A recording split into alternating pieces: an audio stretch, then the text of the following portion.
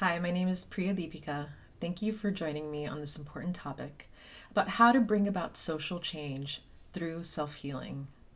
So, in my observation, as I watch political dialogue and commentary on social media take place around really important issues that we really need to talk about, there's a very polarizing way in which we're talking about these really important issues, like gender and race, economics, immigration, really important topics that certainly have different points of view. But the way in which we seem to be talking about it right now as a country, as communities, seems to be creating more divisiveness than it is bringing people together. So, what's taking place in all of this? And in my background as a lawyer, a mediator, and also as a sound healer and vocal coach, I'm bringing together some key principles that I know for myself are guiding me in how to navigate having really important conversations that are difficult, that will arouse challenging emotions. And for some people who haven't dealt with certain traumas and stresses, things are going to get really personal. Okay, so how do we navigate talking about social change? And the key ingredient here is we really look to the principles of how we can take care of ourselves, to have deeper awareness, inner awareness, an understanding of our own internal landscape. So that brings about more compassion and empathy for others and their differing views and perspectives. Okay, so 5 keys to bringing about social change through self-healing. And the 5 keys are deep listening, emotional hygiene, fortifying your mind and your life view, 4, creating a circle of trust, and 5, speaking your truth. Now, some of these steps may be familiar with you if you have a practice of meditation, mindfulness, if you also have a healthy way that you already engage in dialogue and debate. What I'm really doing and creating here is how we can integrate personal wellness and self-development along with counsel and the art of communication and conflict resolution. So let's begin with deep listening, our first key. Deep listening is a practice. And when we engage in deep listening, we have the opportunity to go within, to simply observe our environment, both inside and outside, without judging it, without forcing anything. But it gives us a space to take a pause, listen, wait, observe. Deep listening is so important, first of all, for our own well-being, so that we can simply observe our internal landscape and notice, just notice what's happening. Deep listening is, of course, important when we're in communication with others. It gives the speaking person the full opportunity to really speak. And when we deeply listen, we give them the respect of that space, and in turn can fully receive the message, the communication, without having to formulate a response, without judging it, without thinking, how am I going to respond? So in this moment, let's just practice deep listening. Go ahead and close your eyes and just follow your breath.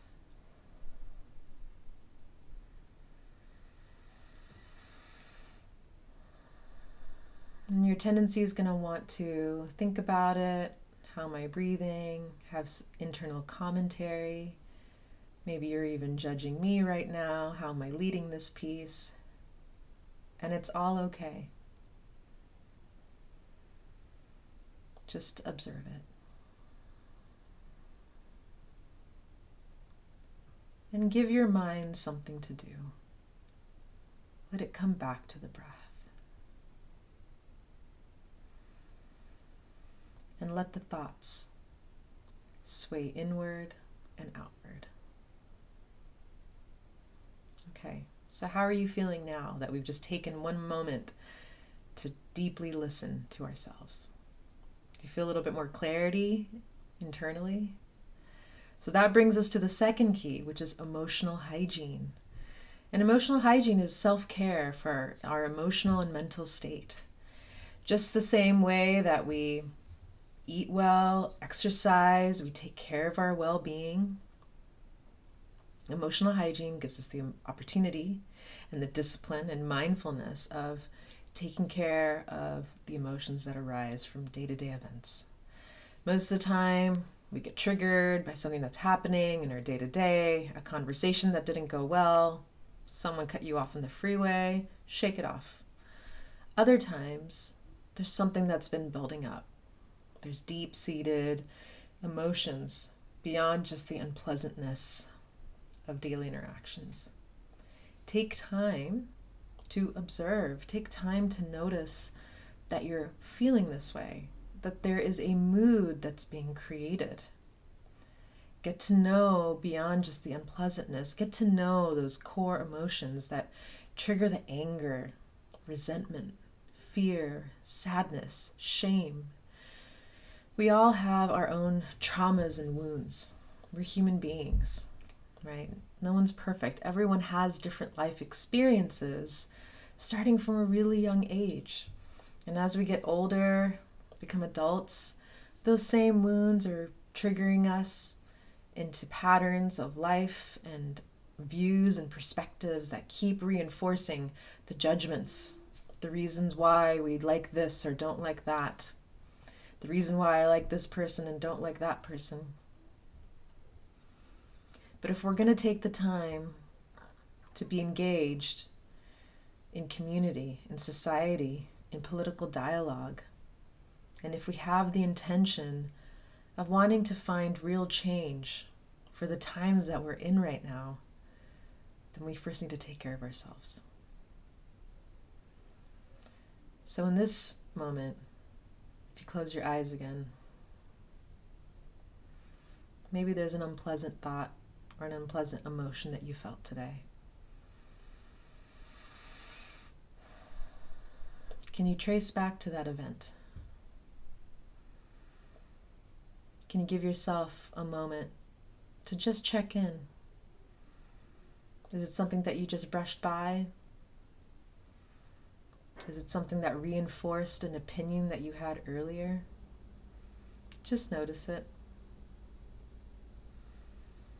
And in a deeper space of meditation and practice, take time to see if you can get to the root of what's really going on there.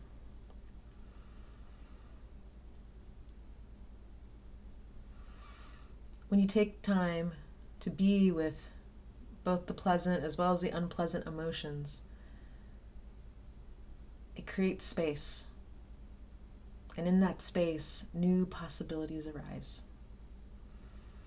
And it's in that space of new possibility that you can actually start shaping new experiences for yourself. And that brings us to the third key, which is fortify your mind and your life view.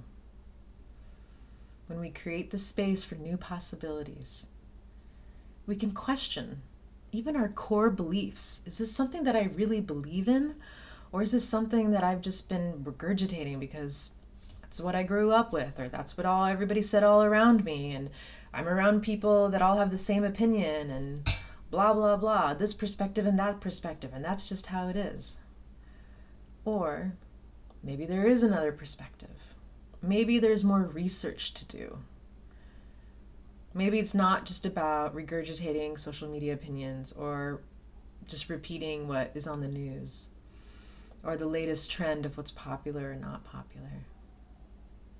Fortifying your mind is all about building the sovereignty within and not coming from an emotional response to events and circumstances. So if there's an issue like race, gender, immigration, economics, down to how we're spending our money as a country, as well as, poverty and income gaps, and how segments of society are living totally differently, right? All really important issues. The conversations around inequality between men and women, the conversations about gender and sexuality and people's identity around their gender, non-gender, the conversations around race and creating this black and white scenario, an us versus them dynamic. Conversations around immigration, whether we should or shouldn't, or who's entitled or how. There is a much bigger story happening.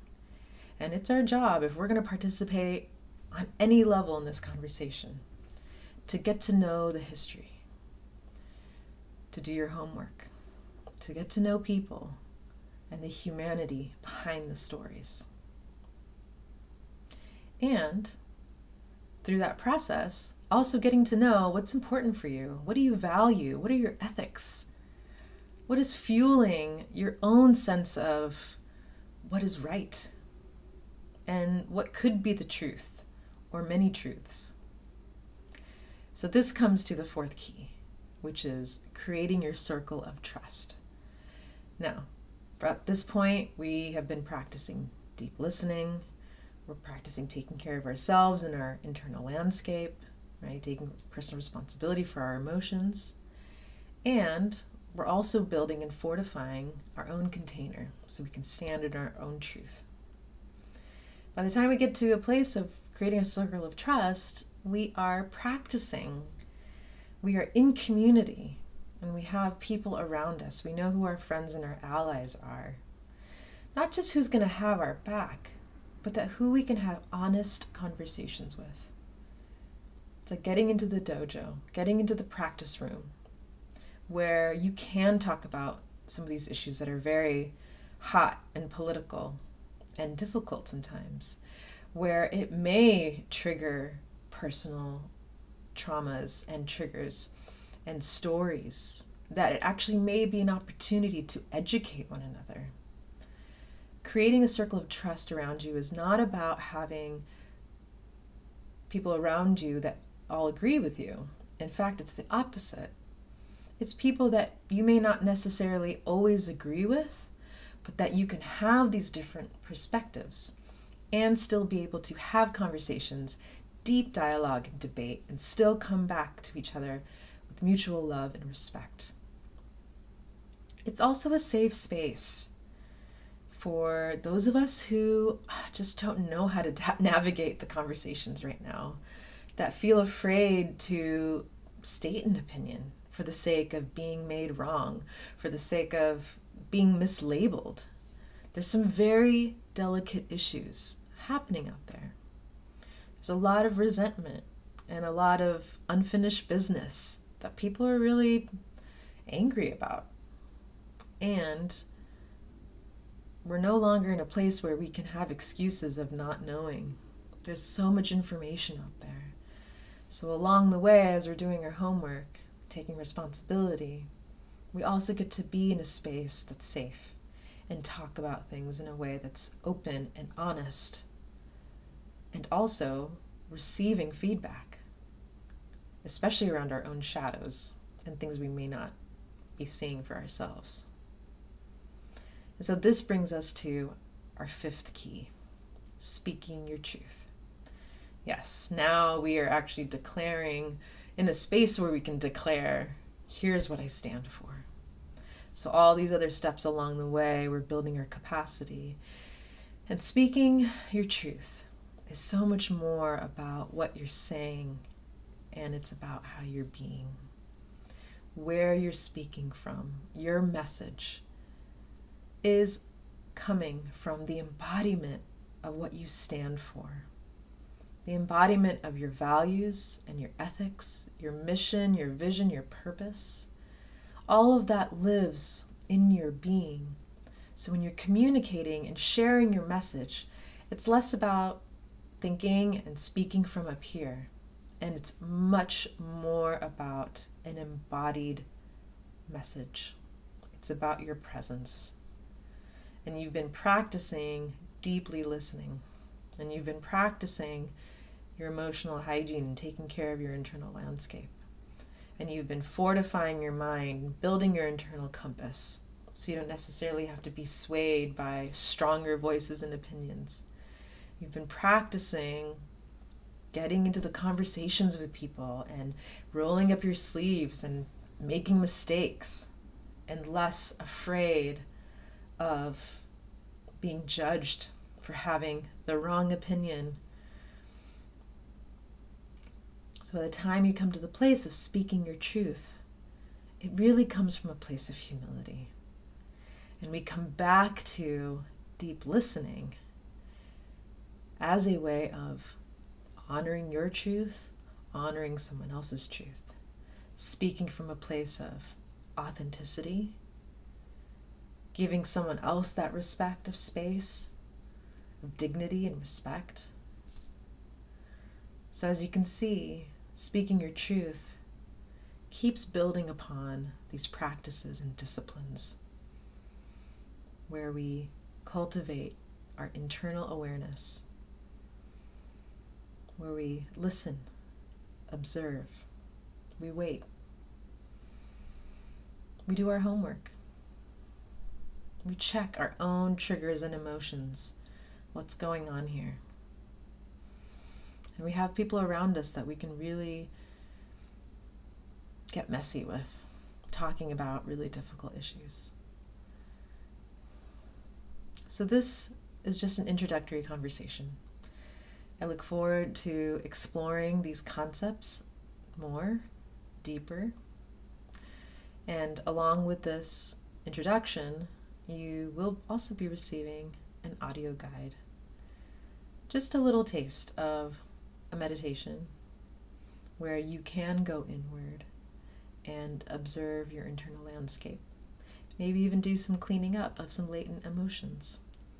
So stay tuned, enjoy the process and the practice, and let's stay connected about how to keep cultivating our internal awareness so that we can have the conversations that matter, bringing about social change from a space of harmony, respecting polarities because they are necessary, and really celebrating the diversity of all the many experiences and ways that human beings live.